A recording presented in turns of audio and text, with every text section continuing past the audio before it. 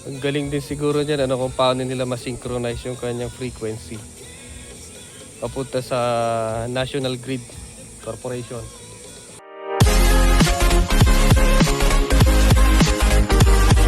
First time ko makaabot dito sa Ambuklaw Dam. Dinadaan-daanan ko lang dati, pero ngayon dito na ako.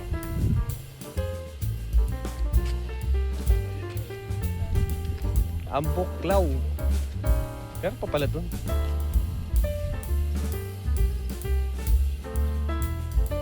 Ambuklaw, Ambuklaw.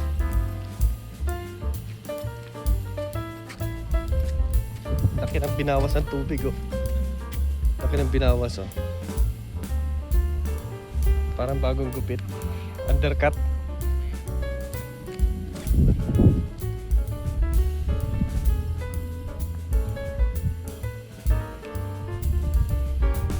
Init dito. Pero doon sa bundok, wala kasing kahoy dito eh. Wala masyado. Pwede na.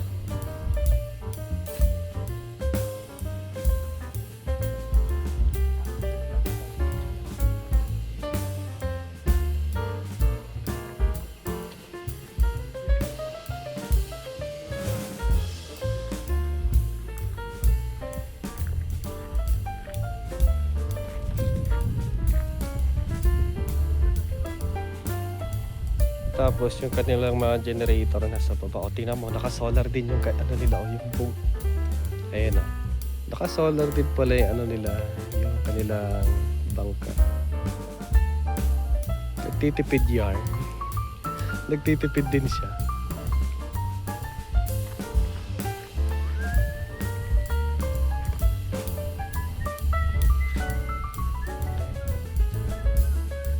Tapos meron pang pwede pang akyatin doon.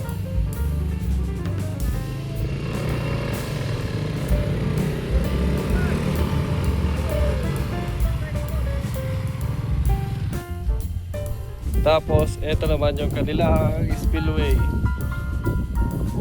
Hindi ko kahit tumalaw taas. Yan, spillway gate 3. Malamang ito yung control panel para sa pagbukas ng kanilang speed. Katakot to.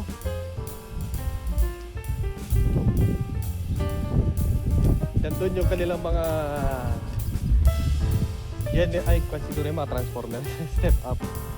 Andun yung butas eh. Yung butas ng kanya yung tubig papunta sa kanyang turbine siguro.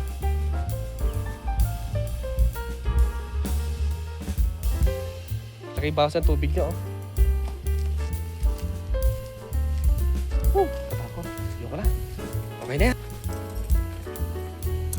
Loli mo.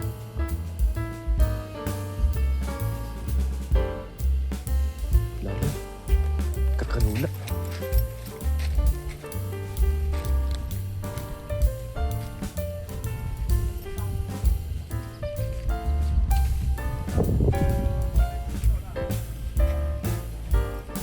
So, doon tayo galing sa taas kanina. Inakyat natin yan.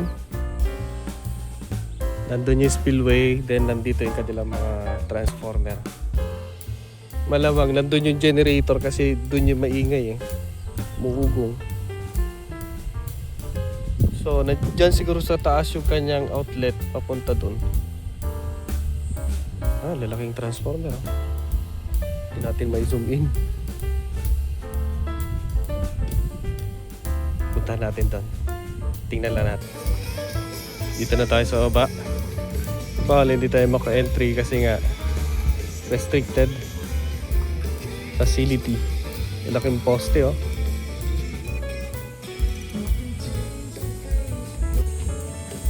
So nandun yung maingay, malamang nandun yung generator. Oh, transformer lang yung naririnig natin.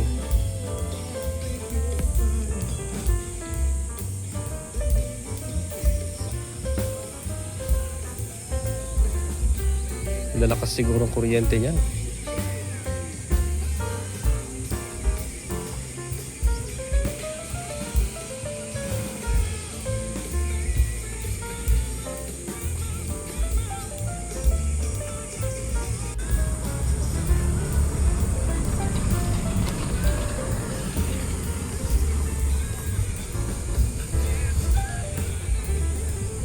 Yun yung papunta dun sa taas.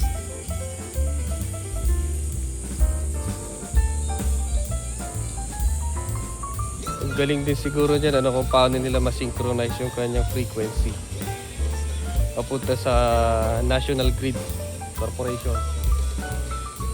Kailangan kasi yan synchronize, hindi pwedeng magulo. Galing, oh. So, isa ito sa binebenta ni Meralco na ayan, dami. Ano kaya yan? Kumbaga sa puto at kutsinta na pinapabenta sa tapos hindi ko mabili. Paano yun kaya? Kaya siguro yung mga generation loss siguro, mga system loss, kaya siguro binabayaran natin. Kasi kaya yun yung mga energy or mga product na hindi mo pwedeng anong tawag dito? I-store eh. Pwede ko ilagay mo sa battery. Pero hindi pwede sa ganito eh. Once na it's generated, tapos na. Kaya siguro malamang ay binabayaran natin kahit di natin nagamit. Yun nga lang kasi, hindi makatarungan. Right?